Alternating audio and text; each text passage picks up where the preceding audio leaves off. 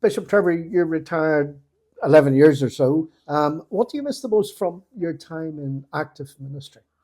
Well, when I think back, I suppose it's the colleagues, those ministers and clergy who I worked with, who became very good friends over that time, and the people in the diocese and so on. So it's really people. I suppose for me, I think one of the reasons I chose or explore the ordination was that an opportunity to work with people. So it's the people I miss. But actually, I've learned to move on. I've done quite a number of different jobs, and I've learned to enjoy what I'm doing now. Well, let's look at some of those different jobs. I mean, over the 34 years or so, you were a deacon, curate, rector, and bishop. These posts varied greatly with different challenges, unique challenges in some cases. Is it possible to identify which job you enjoyed the most, or is that unfair? It's a bit unfair in a sense because every job, I suppose, it's true for everyone, has its great things about it and also the difficulties and things you don't like and so on. And that'll be true of all the jobs I've done. Each of the jobs that I've done have actually allowed me to do quite unusual and extraordinary things. So actually, it would be very hard for me to pick one rather than another. Well, can I just look at one? And that was when you became Bishop of Limerick and Killaloe from 2008 until your retirement in 2014. The diocese is now the greatly expanded Tuam, Limerick and Killaloe. What were those years like for you, and what did you see then as your priorities? Well, what it was like was, even though the diocese that I was part of is only half of what it is now, was constant driving for hours and hours and hours. You know, after a busy day of meeting people and everything else, then you had to drive home. Fortunately, Joyce was often my driver on the way home. And your better half. My better half, absolutely, and certainly a better driver in those circumstances. And we used to listen to Leonard Cohen on the way home, and that really chilled us out really, really nicely. I love Leonard Cohen ever since. You also had a career in broadcasting, principally with the BBC. In the turbulent 80s, you were a religious broadcasting reporter and producer in Ormeau Avenue, and I think you were there for about 8 years. What prompted you to follow a career in broadcasting? Well, it's a kind of a long story. Basically, by nature, I'm a gadget person. And so when the theological college where I was studying was building a radio studio, I said, I can do that. So I did all the research and built the radio studio. And then they said to me, well, you've got to learn how to use it. So I learned how to use it. Then I was really mad keen on working with the technology, but then people began pushing me in front of a microphone instead. So that's what happened. And I came to Belfast to be a university chaplain. And after that, there was when that contract was finished, I noticed an ad in the BBC for a religious programs producer and didn't get the job. But Jim Skelly at the time, who was head of religious programs, said, look, you didn't get the job, but I want you to present this new program that we're going to do. And that was Sunday Sequence. How did you feel about that? That was interesting because Jim could only offer me half a salary. And I went to him and said, Jim, I'd really like to do this.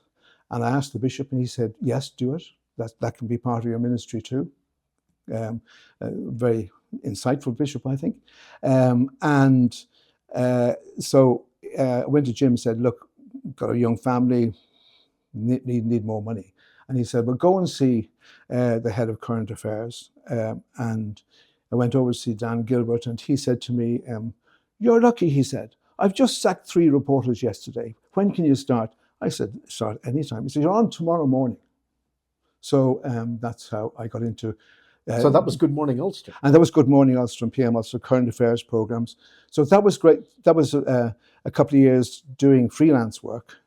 which meant I did mini documentaries for the World Service on the state of Northern Ireland today, 15 15-minute mini documentaries, which was a fantastic experience, and as well as doing Sunday Sequence and lots of other things as well, as you do as a freelance. You can never say no. The two careers couldn't be much different if you tried. Was it difficult making the crossover from the altar to the world of audio? Well, I suppose one of the reasons I was ordained actually was that my faith, which is important to me and always has been, I think only makes sense when it's related to the real world. So there wasn't that great difference. And the more about the world I got to know, the more interested I was about it. So, I mean, journalism in that sense was great, and I really enjoyed it. And you know all about 3 words a second. Has that helped you I could never manage the 3 words a second. I don't do 3 words a second. Maybe I do now, but actually, reading wise, I can't. I have a problem reading a script, and sometimes I stumble over words and things. But interestingly, in all my 8 years in broadcasting, no one ever commented on that as a problem. I don't know why. Maybe it gave them some thinking time when I was searching for the right word or whatever. What was the most enjoyable aspect of working in Broadcasting House? You mentioned working for Radio 4 and other BBC outlets, and that was an amazing avenue. The opportunities in those days to work for a multiplicity of outlets must have been impressive. Yeah, it was, yes. And Corrymeela Song I produced and so on. I mean, it was an amazing opportunity. And we commented on, Pope's visits, and I went and reported on the Synod of Bishops in Rome, and did amazing things. I also did some television work. I never liked television. One of the programs I did got an award, but actually, I never really. It was so clunky. It's so many people, so many things to think about. Radio, you just turn on a microphone and there you are. You have it.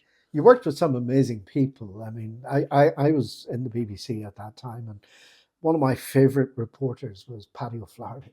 Paddy knew how to work a reel-to-reel tape recorder, and he could dominate. He could make the most fantastic packages out of actuality, real sound, real people. Was that something that you were conscious of? Of being a gadget person, that's what I loved. And the best compliment I ever got in the BBC was a sound man saying, "What studio did you record this in?" And I said, "It wasn't a studio. That was a live recording." And I really wanted to produce the absolute best quality. So, is it possible to say what the BBC actually gave you during those 8 years? I suppose, again, through the colleagues I had, and those years were difficult years. They were the years of the hunger strikes and so on. It was direct rule.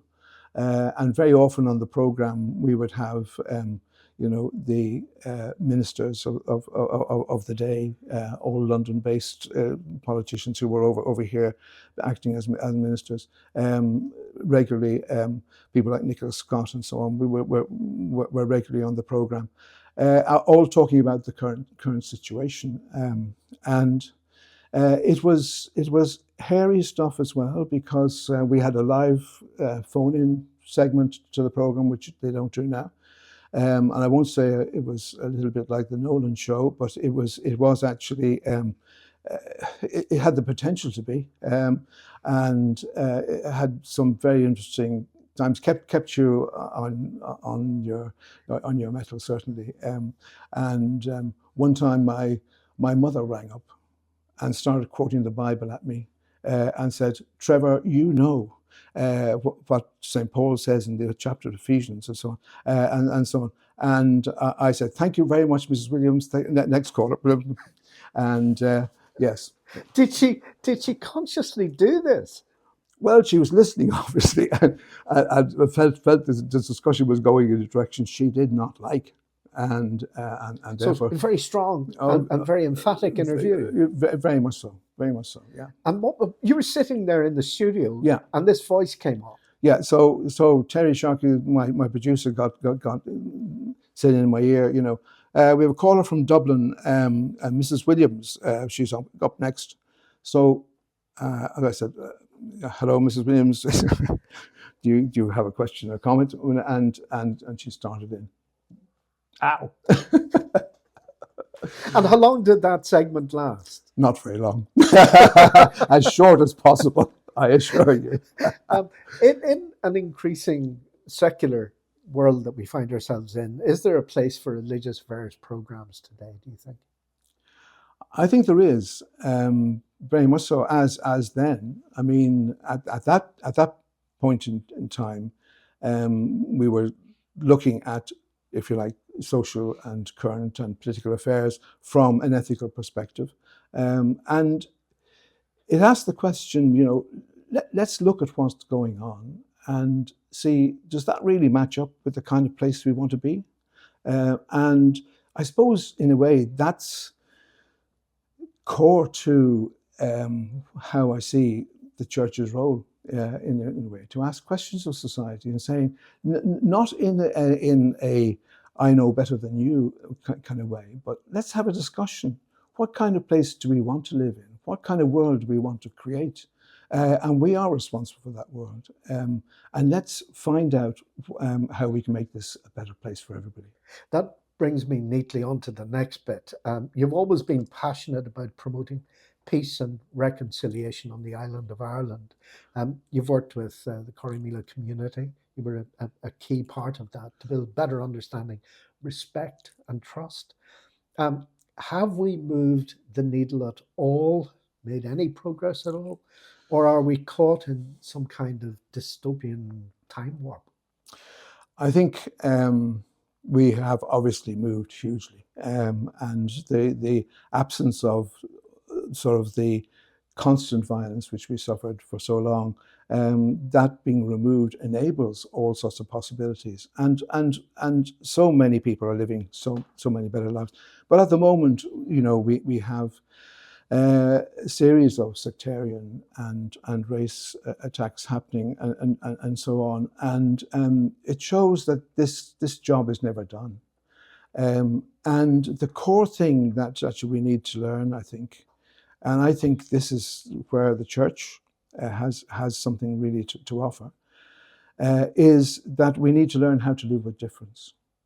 And although we are different, you know, we are all valuable. I mean, that's the basic teaching of the Bible, and that each person is made in the image of God, and that must be respected. But not only must difference be respected and so on, it actually is an asset. That's the point we need to get to. That actually learning to live with people who are different from us, they can tell us things about ourselves that we would never understand without their comment. And if we are open to learn and to grow as people, we need people who are different from us to show us that. So there's a huge importance. Corrymeela has been hugely important to me. I suppose it's been the one constant in all my years. I've been a member since 1980 to the present moment. And it has opened up fantastic opportunities for me to meet other people. Otherwise, we live in a bubble of the people we like and the friends we have. And particularly, I must say about the church. Church can be almost a hermetically sealed bubble, whereby you know, they are concerned about their own affairs and their own thing. We need to look out. We need to actually see what's around us and seek those differences so we can learn from them. Obviously, with the backdrop that we've had of families being intimidated, in a part of Belfast you're very familiar with, North Belfast, and obviously racial tensions and hatred, indeed, in places like Ballymena. Do you allow yourself to become depressed by those horrible, horrible events, or are you the eternal optimist? I don't think I'm eternal optimist because these problems keep reoccurring. But I'm not into the blame game. I don't think that gets us anywhere. Particularly in the media, that seems to be a favourite avenue to go down. What's the problem? Who's to blame? That in fact rarely gets gets us very, very, very far. But what I do see is people who have, if they had the right opportunities, if they had the right opportunity to meet those that they are protesting about in a safe way and hear their story, because that's what Corrymeela told me. When people genuinely can get into a room that is safe and people can be allowed to tell their own story, huge connections could be made over huge barriers. And at the end of that time, people may not agree on the differences that they have expressed, but actually there's a relationship there which and they can hold their differences in, if you like, a positive way rather than a negative way. Looking from a reasonable and perhaps safe distance, how would you sum up where the Church of Ireland is today? I think it's very difficult times for the church. I think ministry is difficult. The church no longer has the respect it once had, and I think there's a danger that we can become a little bit like a fortress mentality, again becoming more introverted, where survival is the name of the game. That we only see how we can get a few more people in and so on. Whereas our job as a church is actually to be a light in the darkness, to be connected to the world in which we live, and to show that there are signs of hope. So our main business as a church is to be resourced by our meeting together, but in order to go out and to actually show that there is hope, there is a future, there's a possibility beyond what we experience now. So that's one thing. I think we're not good at dealing with conflict. Conflict is inevitable.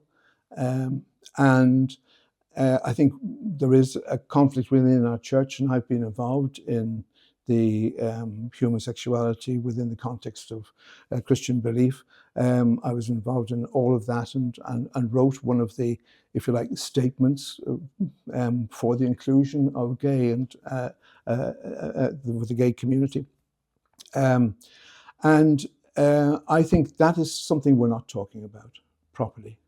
There seems to be a standoff between polarized positions. And certainly I'm among those in the church who want the church to move, to be open and to be inclusive and to be welcoming of all people, because I think that's what Jesus was like. He spent his time affirming people who were on the margins and welcoming them in. And I think that's what the church should be doing too. Bishop Trevor, thank you very much indeed for your time. Thank you.